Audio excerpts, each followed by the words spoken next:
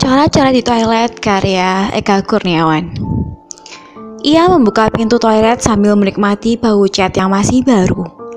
Pintu ditutupnya kembali, dikunci dari dalam, dan beberapa waktu kemudian ia sudah berdiri di depan lubang kakus membuka celana. Desir air memancar tercurah ke lubang kakus sambil menyebarkan bau amonia, dan mimik si bocah menyeringai penuh kepuasan. Setelah semuanya tumpah, ia mengopat-ngapitkan apa yang dipegangnya dan disiramnya beberapa tetes air dari gayung. Sisanya dicurahkan ke lubang kakus. Celana ditutup lagi. Bocah itu berumur 20 tahun, berpakaian gaya anak punk dan terkagum-kagum dengan dinding toilet yang polos. Baru dicat dengan warna krem yang centil. Ia merogoh tas punggungnya dan menemukan apa yang dicarinya. Spidol. Dengan penuh kemenangan, ia menulis di dinding. Reformasi gagal total kawan. Mari tuntaskan revolusi demokratik. Pukul 7 pagi ketika para mahasiswa belum membuat kegaduhan di ruang kuliah mereka, seorang bocah sudah menyerbu toilet yang tepat persis di bawah tangga. Ia punya sedikit kelainan dengan salurannya. Tampaknya beser. Mungkin karena ia sering minum kopi atau jarang berolahraga. Setelah ritual paginya yang membosankan, ia menatap tulisan di dinding yang mencolok itu dengan gemas. Dengan sebuah pena, ia membuat tanda panah dari kalimat yang terbaca dan menulis membalas. Jangan memprovokasi. Revolusi tak menyelesaikan masalah. Bangsa kita mencintai kedamaian. Mari kita melakukan perubahan secara bertahap. Dan gadis itu kemudian muncul, seorang gadis tomboy yang konon suka bertualang. Ia mengenakan celana jeans ketat dan kaos oblong yang gedombrangan. Lubang lehernya kadang merosot, sekali dua kali mempertontonkan isinya yang tanpa bra. Ia benci saat-saat pipis karena merasa repot harus membuka celananya. Pernah ia pipis sambil berdiri, mengikuti kebiasaan buruk anak laki-laki agar praktis. Tapi hasilnya kurang memuaskan. Air menyebalkan itu tumpah kemana-mana, termasuk meleleh di celananya. Tapi hidup di dunia sudah tidak ditakdirkan untuk pipis. Maka pipislah ia di toilet yang sama, meskipun merepotkan. Dan seperti kebanyakan konsumen toilet, ia tertarik dengan coretan di dinding dan tergoda untuk ikut berkomentar pula. Dicarinya spidol di tasnya, tapi ia hanya menemukan lipstik. Maka menulislah ia dengan lipstik setelah membuat tanda panah. Kau pasti antek tentara, antek orde baru, feodal, borjuis, reaksioner goblok. Omong-omong reformasi, persiapkan revolusi. 2 hari berlalu tanpa kejadian yang menghebohkan di toilet, sampai seorang anak yang lain masuk. Ia membuka celananya dan kemudian jongkok di atas kakus. Plung-plung. Terkejutlah ia dengan bunyi yang nyaring itu. Dibukanya keran air agar suaranya menyaingi bunyi plung-plung yang menjijikan. Malu, dan sambil menikmati saat-saat penuh bau itu, si bocah mulai membacai 3 kalimat yang tertulis di dinding.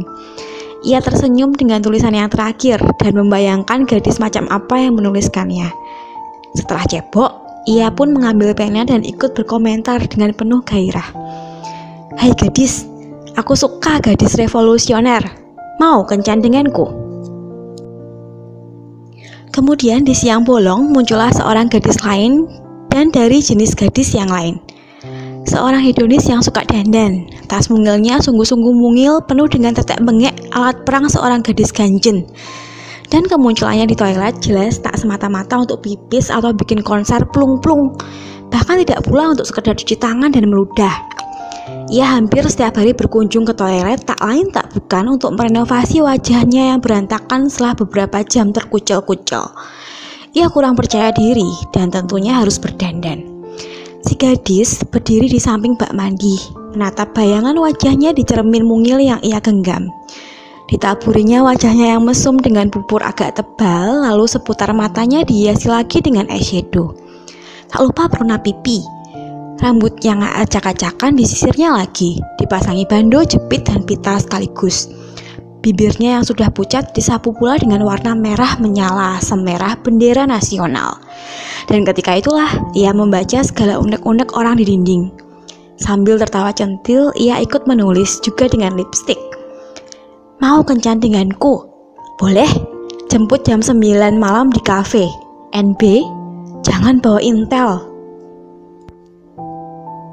Entah hari yang keberapa, setelah toilet tampil dengan cat barunya, muncullah ke toilet tersebut seorang laki-laki. Tubuhnya besar dan agak tinggi dengan rambut pendek sisa digundul. Kumis dan janggut tipis menghiasi mukanya yang putih. Di telinga kirinya tergantung anting-anting norak dan lehernya diganduli 4 atau 5 kalung. Kemeja yang dikenakannya model longgar dari kain jumputan dan celananya baggy. Orang kalau melihatnya pasti menduga ia seorang homo, meskipun agak sulit untuk membuktikannya.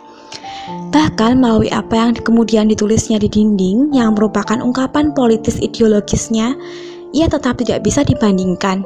Apakah sungguh-sungguh punya kecenderungan seksual atau tidak? Beginilah apa yang ia tulis.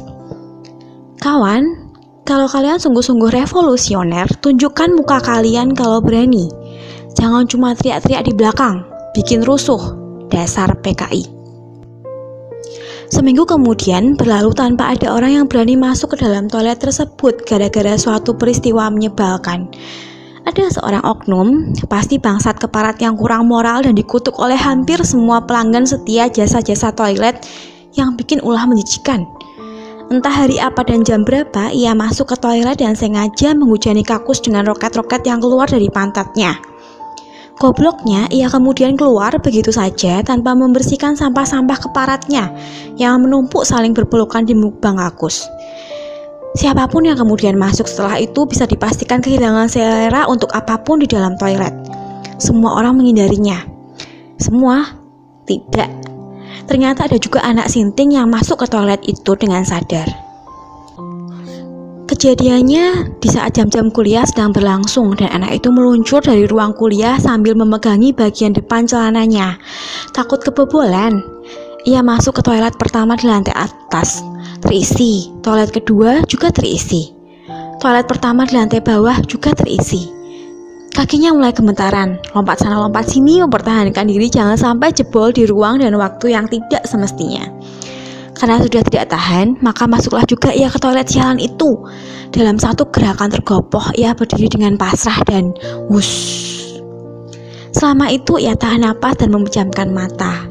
Namun kemudian ia memutuskan untuk melakukan suatu tindakan heroik. Ia memutuskan untuk melakukan satu tindakan heroik guna mengakhiri sumber horor di toilet ini. Masih sambil memejamkan mata dan menutup hidung, ia mengguyur lubang kakus, menyerang onggokan-onggokan yang nyaris sudah tanpa bentuk hingga semuanya larut dan menghilang. Si bocah merasa lega dan mulailah ia membaca pesan-pesan di dinding dengan kemarahan yang tersisa dan tragedi yang baru saja terjadi. Ia ambil spidolnya warna biru dan segera ikut menulis. Ini dia reaksioner brengsek yang ngebom tanpa dibanjur. Jangan-jangan tak pernah cebok pula. Hei kawan, aku memang PKI, penggemar komik Indonesia. Kamu mau apa, heh? Semua orang tahu belaka toilet itu dicat agar tampak bersih dan terasa nyaman. Sebelumnya ia menampilkan wajahnya yang paling nyata. Ruangan kecil yang marginal tempat banyak orang berceloteh. Dindingnya penuh dengan tulisan-tulisan konyol yang saling membalas tentang gagasan-gagasan radikal progresif, tentang ajakan-ajakan kencan mesum, dan ada pula penyair-penyair yang puisinya ditolak penerbit menuliskan seluruh masterpiece-nya di dinding toilet. Dan para kartunis amatir ikut menyemarakannya dengan gagasan-gagasan The Toilet Comedy. Hasilnya dinding toilet penuh dengan coret-coret nakal, cerdas maupun goblok. Sebagaimana toilet-toilet umum dimanapun, di terminal, di stasiun, di sekolah-sekolah, di stadion, dan bahkan di gedung-gedung apartemen. Karena kemudian menjadi tampak kumuh, sang dekan sebagai pihak yang berwenang di fakultas memutuskan untuk mengecat kembali dinding toilet. Maka terhapuslah buku harian milik umum itu. Tapi seperti kemudian diketahui, tulisan pertama mulai muncul, lalu ditanggapi oleh tulisan kedua, dan ramailah kembali dinding-dinding toilet dengan ekspresi-ekspresi yang mencoba menyayangi kisah-kisah relief di dinding candi. Kenyataan ini membuat gelisah mahasiswa-mahasiswa alim yang cinta keindahan, cinta harmoni, dan menjunjung tinggi nilai moral dan dalam standar yang tinggi.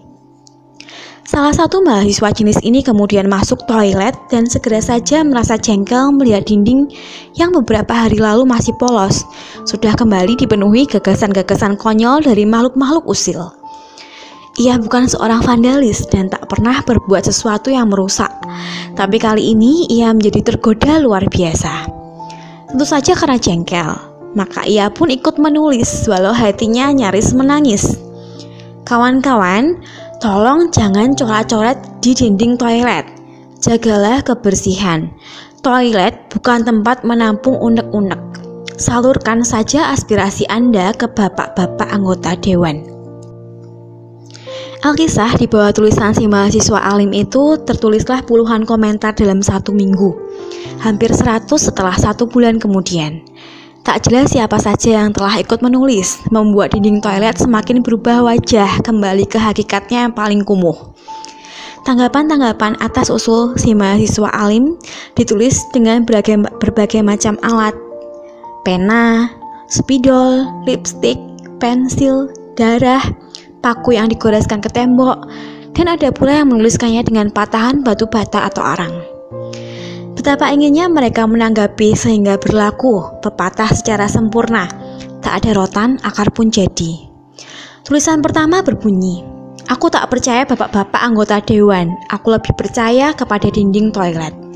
Tulisan kedua berbunyi, "Aku juga."